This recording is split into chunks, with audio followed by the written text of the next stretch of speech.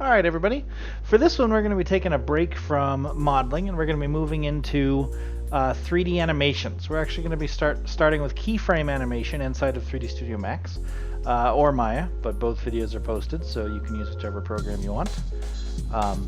So we're going to be looking at keyframe animation. So that's the process of setting a keyframe, moving forward a couple of frames, setting another frame, setting another keyframe, and letting Max do the in-between motion for us. So we're going to go ahead and look at that right now.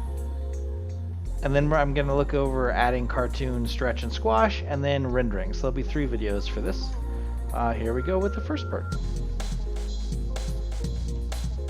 Okay, so we're going to go ahead and start by making our floor. So I'm just going to use a plane. There, and then I'm going to use a sphere as my ball.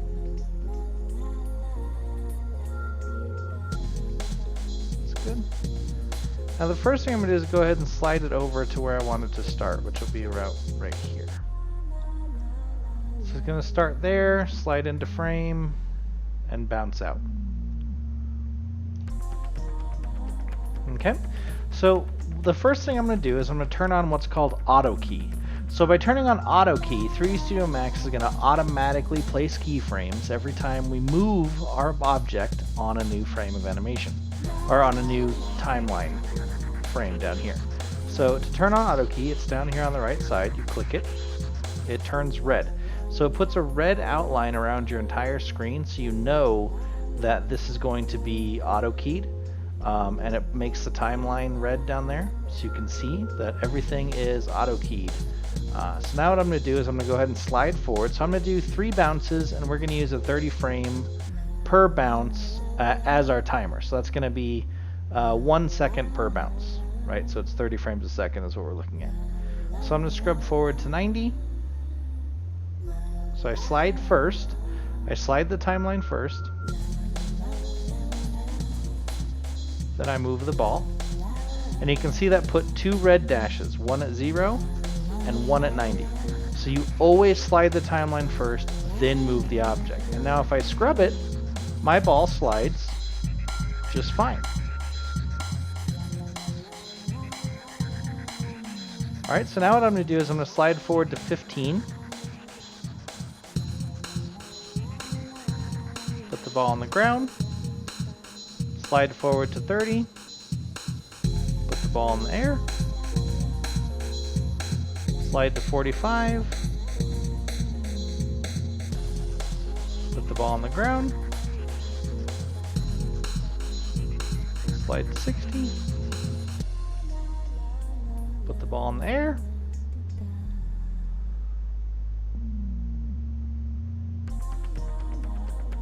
Slide to 75. Put the ball on the ground. And then 90 it leaves. Okay. So now if I come over here and hit play, we can watch our animation. And that is not very realistic, right? That is a very unrealistic animation. So what we have to do is we actually have to break those tangents is what they're called. So that way we can properly make it bounce. So I'm going to hit pause. Okay.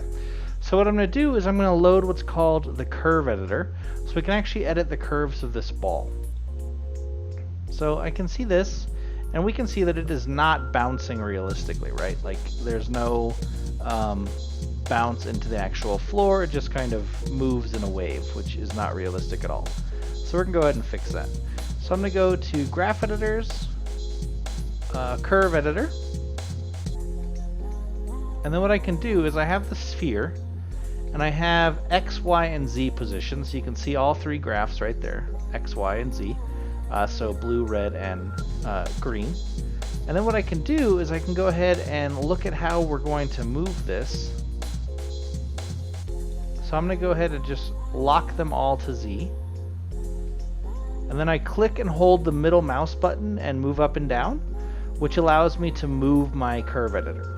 Right? So clicking and holding the middle mouse button in an empty spot allows me to slide my view. Then what I'm going to do is I'm going to drag a box around all the bottom ones. And then I'm going to come up here and it says set tangents to linear. So you're going to be able to see what happens to this curve when I set tangents to linear. So you can see they actually changed from being a curve and moved into like these little kind of straight lines in and out. So if I click on that, you can see what that looks like. I'm gonna go ahead and close this window for now and hit play so you can see what that looks like now. So now it's actually looking like it's hitting the ground and bouncing off the ground. Okay, so that's step one. The next video is going to be covering how to add the cartoon squash and stretch motion and then how to render it.